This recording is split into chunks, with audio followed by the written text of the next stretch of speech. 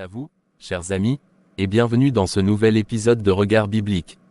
Je suis frère Périssien, et aujourd'hui, nous abordons une réalité qui touche chaque foyer, chaque couple, chaque relation, l'impact des réseaux sociaux sur le mariage. Dans notre monde hyperconnecté, des écrans se sont invités dans nos salons, nos chambres, nos moments les plus intimes. Ces outils merveilleux de communication sont parfois devenus des sources de tension, de comparaison, et même de rupture. Pourquoi tant de couples chrétiens voient-ils leur union fragilisée par ces plateformes numériques? Comment retrouver l'équilibre? Pour nous éclairer sur ce sujet brûlant d'actualité, j'ai la joie d'accueillir le pasteur Sonny, un homme de terrain qui accompagne de nombreux couples et possède une grande sagesse biblique sur ces questions. Pasteur Sonny, soyez le bienvenu parmi nous. Merci et je suis ravi d'être avec vous. Notre émission sera divisée en deux parties. Nous analyserons d'abord le phénomène et ses dangers concrets. Après une pause bien méritée, nous chercherons des solutions pratiques et bibliques. Pasteur Sonny, je vous préviens, j'ai préparé 20 questions précises pour explorer ce sujet en profondeur. Commençons ce voyage au cœur de nos connexions et de nos déconnexions. Pasteur Sonny, la première question est presque sociologique. Pourquoi les réseaux sociaux prennent-ils aujourd'hui une place si importante dans la vie des couples? Merci frère Périssien. Cette place centrale s'explique par plusieurs facteurs qui touchent profondément la nature humaine. D'abord, le besoin fondamental de connexion et de reconnaissance. Proverbe chapitre 27, verset 2 dit, « Qu'un autre te loue, et non ta bouche, un étranger, et non tes lèvres. » Les réseaux sociaux répondent à ce désir inné de validation sociale par les likes et commentaires. Ensuite, il y a la dopamine, cette hormone du plaisir immédiat qui nous rend accro aux notifications. Spirituellement, nous pourrions dire que ces plateformes comblent, de manière illusoire, un vide que seul Dieu devrait remplir. Pour les couples, cela devient souvent une échappatoire face aux difficultés du quotidien, ou au contraire, un moyen de projeter une image idéale de leur union. C'est plus facile de scroller que d'affronter un conflit. Enfin, la pression sociale. Tout le monde est connecté, ce qui crée une norme quasi incontournable. Faut-il alors diaboliser ces outils? Peut-on dire que les réseaux sociaux sont mauvais en eux-mêmes, ou est-ce leur usage qui pose problème? Excellente question qui nous oblige à une pensée biblique équilibrée. En eux-mêmes, les réseaux sociaux sont des outils neutres, comme un marteau peut servir à bâtir une maison ou à blesser quelqu'un. Le problème n'est pas la technologie, mais le cœur humain qui l'utilise. Jérémie chapitre 17, verset 9 nous avertit. Le cœur est tortueux par-dessus tout, et il est méchant, qui peut le connaître? Ces plateformes amplifient et révèlent ce qui est déjà dans le cœur, l'orgueil, la jalousie, la convoitise, la paresse relationnelle, mais aussi le désir de partager, d'encourager, d'évangéliser. L'apôtre Paul donne un principe universel en 1 Corinthiens chapitre 6, verset 12, « Tout m'est permis, mais tout n'est pas utile. Tout m'est permis, mais je ne me laisserai asservir par quoi que ce soit. » Les réseaux sociaux sont permis, mais sont-ils utiles pour mon mariage? Ne suis-je pas en train de m'y asservir? Le discernement est dans l'usage, pas dans l'outil. Concrètement, quels changements majeurs les réseaux sociaux ont-ils apporté dans la manière de vivre le mariage? Ils ont opéré une révolution silencieuse mais profonde. Premièrement, l'effritement des frontières. Le bureau, les amis, le monde entier entre dans la chambre à coucher via le smartphone. Le lieu sacré de l'intimité conjugale est violé par des notifications constantes. Deuxièmement, la culture du spectacle. Le mariage devient une performance à exposer, à comparer, à évaluer. On vit pour la photo parfaite plutôt que pour la relation vraie. Troisièmement, la dilution de la présence. Physiquement ensemble, mais mentalement ailleurs. Le Cantique des Cantiques nous parle d'une présence totale, « Mon bien-aimé est à moi, et je suis à lui » Cantique des Cantiques chapitre 2, verset 16. Aujourd'hui, nous sommes souvent à lui, et à mes 500 amis en ligne. Enfin, l'accès facilité à la tentation. Des anciens flammes, des relations ambiguës sont à un clic de distance, à toute heure. Parlons justement de cette comparaison permanente. En quoi la comparaison avec les couples exposés sur les réseaux détruit-elle l'équilibre du mariage? Parce qu'elle introduit un public invisible dans l'intimité du couple. Chaque publication devient potentiellement un sujet de désaccord. Pourquoi as-tu posté cette photo? Tu n'as pas liké ma publication. Tu parles plus à tes followers qu'à moi. Cela viole le principe de la une seule chair qui implique un espace protégé, confidentiel. Proverbe chapitre 25, verset 9 dit, Défends ta cause contre ton prochain, mais ne révèle pas le secret d'un autre. Certains secrets du couple sont sacrés et ne doivent pas être livrés en pâture au réseau. De plus, cette exposition crée une double vie, celle qu'on montre parfaite, et celle qu'on vit avec ses imperfections. Maintenir ce masque est épuisant et crée de l'hypocrisie. Finalement, cela peut réveiller des jalousies malsaines quand l'un des conjoints reçoit trop d'attention de la part d'anciennes relations. Ceci mène à une insatisfaction profonde. Comment les réseaux sociaux favorisent-ils l'insatisfaction émotionnelle dans le couple? Il crée un paradoxe tragique, on est plus connecté que jamais, mais on se sent plus seul. La connexion numérique est souvent superficielle, elle ne nourrit pas l'âme. Le conjoint réel, avec ses défauts et sa routine, semble fade à côté des relations excitantes et sans engagement des réseaux. Cela rappelle le peuple d'Israël dans le désert, il était lassé de la manne simple mais nourrissante, il regrettait les pots de viande d'Égypte, Nombres chapitre 11, verset 5. Les réseaux sociaux offrent une viande émotionnelle artificiellement assaisonnée. De plus, ils volent le temps et l'énergie nécessaires pour cultiver l'intimité émotionnelle profonde. Un conjoint ému par les stories des autres mais indifférent aux joies et peines de son époux, se commet une grave trahison émotionnelle. L'Ecclésiaste nous met en garde contre la vanité des poursuites qui ne remplissent pas le cœur. Ecclésiaste chapitre 2, verset 11. Et cette frustration mène souvent à le manque de communication dans le foyer est-il aggravé par l'usage excessif du téléphone? C'est une évidence pastorale que je constate chaque jour. Le téléphone devient un troisième membre du couple, souvent le plus présent. Au repas, dans le canapé, au lit. Proverbe chapitre 15, verset 23 dit, « L'homme éprouve de la joie à donner de bonnes réponses, et combien une parole dite à son moment est agréable. » Mais comment donner une parole dite à son moment, si notre attention est capturée par un écran? L'œil est la lampe du corps. Matthieu chapitre 6, verset 22. Quand nos yeux sont fixés sur nos écrans, notre cœur y est aussi. Nous manquons les regards, les sourires, les silences éloquents de notre conjoint. C'est une forme moderne de négligence, qui dit à l'autre, « Tu n'es pas assez intéressant ». Pire, on préfère souvent partager ses pensées avec son audience en ligne plutôt qu'avec son partenaire de vie. C'est l'inversion totale du projet de Genèse chapitre 2 où Dieu donne un vis-à-vis charnel pour la communion. Venons-en à la pente la plus glissante. En quoi les réseaux sociaux facilitent-ils l'infidélité émotionnelle ou physique? Ils sont l'outil parfait pour l'infidélité progressive, car ils abaissent toutes les barrières. Première étape, la curiosité innocente. On regarde le profil d'un ancien amour. Deuxième étape, l'interaction légère, like, commentaire amical. Troisième étape, le message privé, MP, juste pour prendre des nouvelles. Quatrième étape, la confidence partagée, souvent sur les problèmes de son propre mariage. C'est là que l'infidélité émotionnelle commence. Jésus a élevé la barre très haut en Matthieu chapitre 5, verset 28.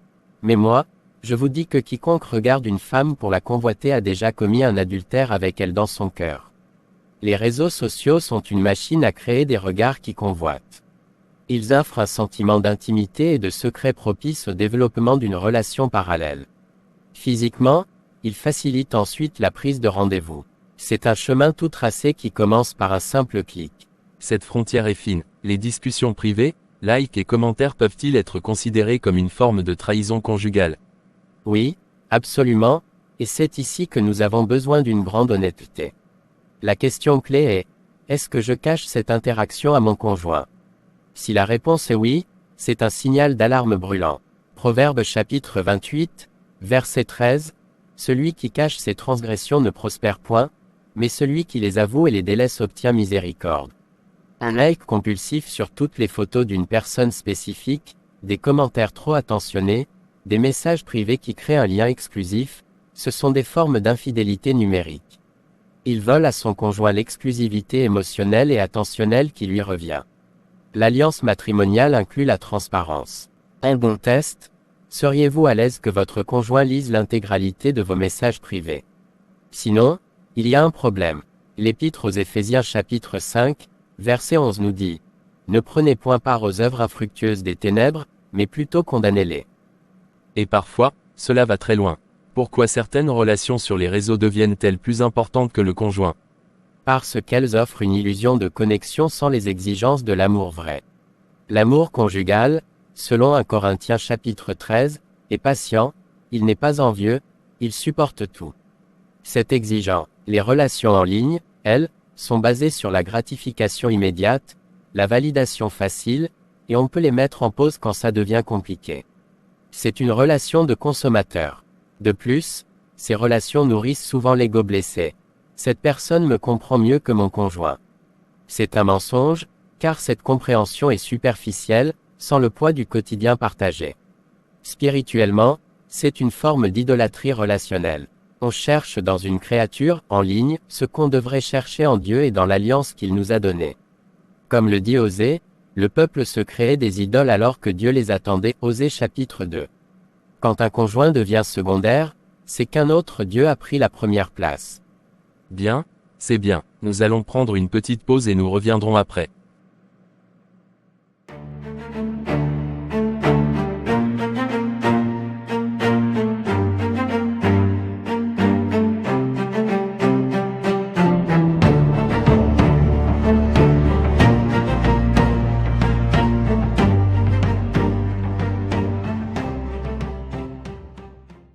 Nous reprenons notre émission. Pasteur Sony, nous avons diagnostiqué les problèmes. Maintenant, cherchons les remèdes bibliques et pratiques.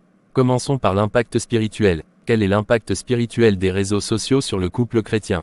L'impact est profond et multidimensionnel. D'abord, il fragmente notre attention spirituelle. Il devient difficile de garder son cœur, Proverbes chapitre 4, verset 23, quand il est constamment sollicité par des notifications. Ensuite, ils affaiblissent notre discernement en nous exposant à un flux continu de valeurs mondaines, de moqueries contre la foi, de modèles relationnels contraires à l'Évangile. Romains chapitre 12, verset 2 nous appelle à ne pas nous conformer au siècle présent. C'est un combat quotidien sur les réseaux. Ils peuvent aussi étouffer la prière commune. Le temps passé à scroller et du temps volé à la communion avec Dieu et avec son conjoint. Enfin, ils peuvent nourrir l'orgueil spirituel, regardez ma vie chrétienne parfaite, ou au contraire le découragement. Tous ces couples chrétiens ont l'air plus épanouis que nous. Le couple cesse de regarder à Christ comme son miroir et son modèle, et regarde aux autres. Parlons justement de cette intimité spirituelle. Comment les réseaux sociaux affectent-ils la prière, l'intimité spirituelle et la communion dans le mariage? Ils les affectent en les remplaçant par du bruit et de la distraction. Le temps du soir, qui pourrait être un temps de partage, de prière ou de lecture biblique en couple, est souvent happé par les écrans. L'intimité spirituelle nécessite du silence, de la présence, de la vulnérabilité. Comment être vulnérable quand on sait que son conjoint pourrait partager son téléphone avec une histoire amusante à tout moment? Le Cantique des Cantiques décrit une intimité protégée, exclusive, mon jardin à moi est fermé. Cantique des Cantiques chapitre 4, verset 12. Les réseaux sociaux forcent les portes de ce jardin. La prière conjugale, ce dialogue à trois, le couple et Dieu, est remplacé par un monologue numérique. L'apôtre Pierre exhorte les maris à honorer leurs femmes, 1 Pierre chapitre 3, verset 7. Les honorer, c'est aussi leur offrir notre attention totale, sans écran intermédiaire, surtout dans les moments spirituels. Le terme est fort mais réel. Peut-on parler d'addiction aux réseaux sociaux dans certains foyers chrétiens?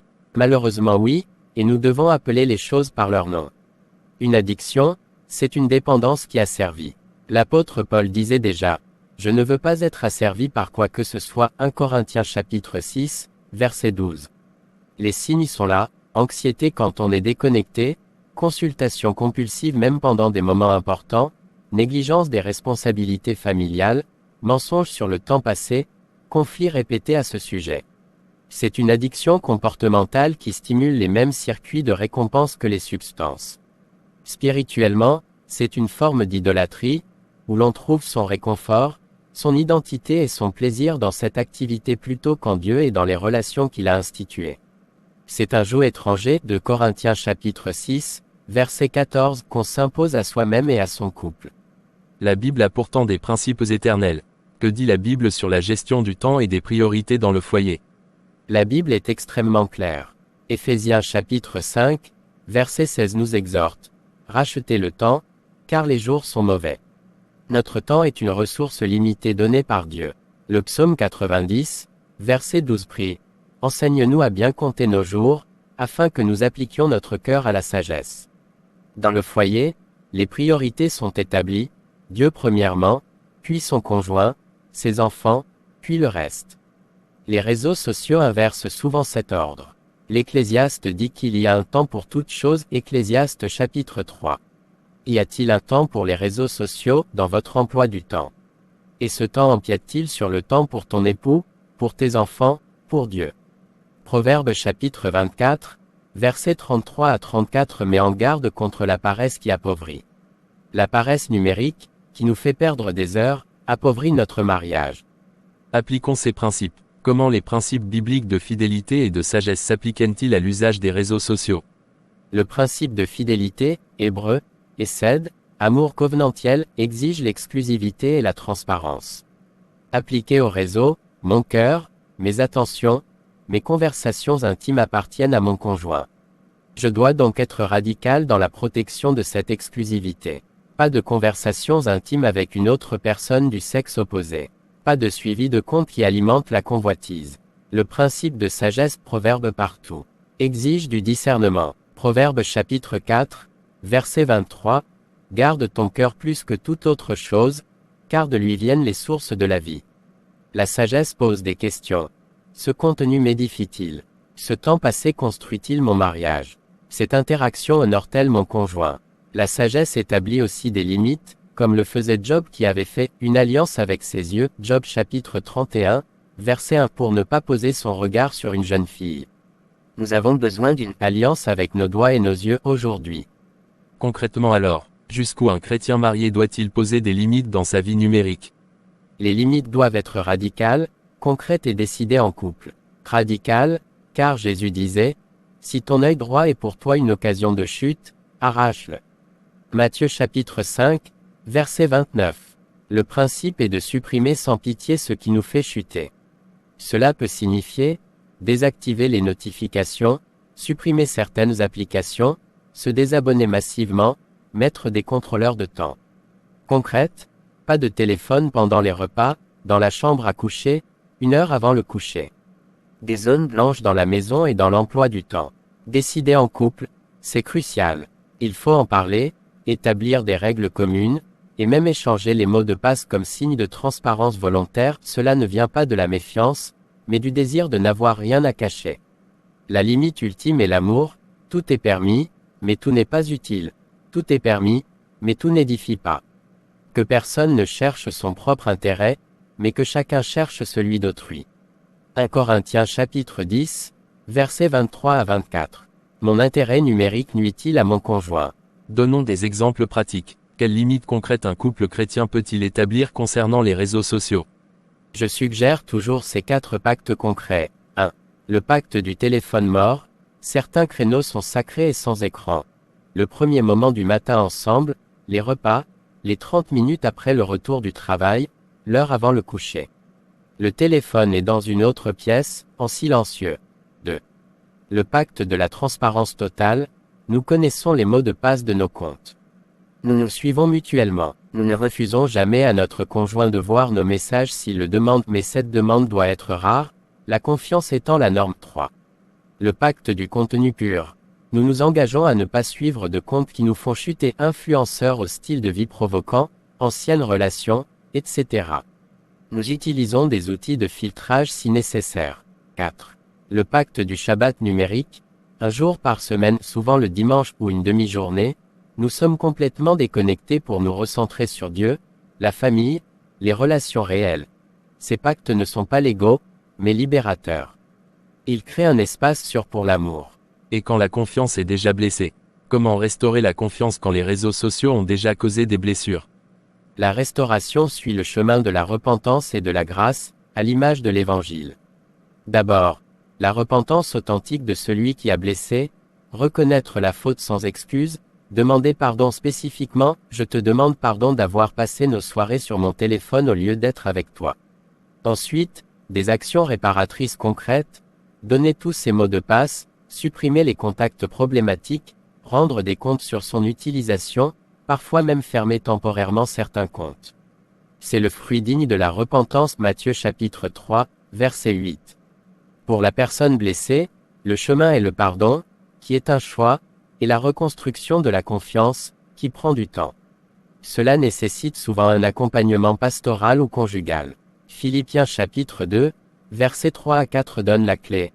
Ne faites rien par esprit de parti ou par vaine gloire, mais que l'humilité vous fasse regarder les autres comme étant au-dessus de vous-même. Que chacun de vous, au lieu de considérer ses propres intérêts, considère aussi ceux des autres. L'Église a-t-elle un rôle? Quel rôle l'Église et l'accompagnement pastoral peuvent-ils jouer dans ces situations? Un rôle crucial. L'Église doit d'abord enseigner de manière proactive sur ce sujet, sans avoir peur. Organiser des séminaires pour couples sur la gestion du numérique. Ensuite, créer des espaces de parole où les couples peuvent partager leur lutte sans être jugés. Ensuite, offrir un accompagnement spécifique, des groupes de redevabilité pour hommes sur la pureté numérique, des conseils conjugaux qui incluent la question des écrans. Les pasteurs doivent aussi montrer l'exemple dans leur propre gestion. Enfin, l'Église doit être un lieu où l'on célèbre la vie réelle, les relations profondes, loin du superficiel des réseaux.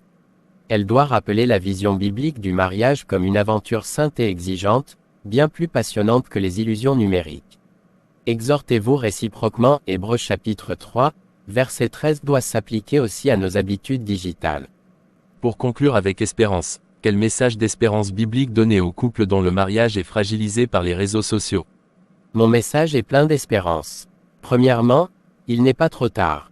Le Dieu qui a ressuscité Christ d'entre les morts peut ressusciter l'intimité, la confiance et la joie dans votre mariage. Deuxièmement, vous n'êtes pas seul. Beaucoup de couples traversent cela. Cherchez de l'aide. Troisièmement, le problème n'est pas la technologie, c'est le cœur. Et Dieu spécialise dans les transplantations cardiaques. Je vous donnerai un cœur nouveau. Ézéchiel chapitre 36, verset 26. Quatrièmement, redécouvrez la joie de la présence réelle. Il y a une béatitude à regarder son conjoint dans les yeux sans écran interposé, à tenir sa main, à partager un silence complice. Cela vaut tous les likes du monde. Cinquièmement, recentrez-vous sur votre mission de couple, reflétez l'amour de Christ et de l'Église.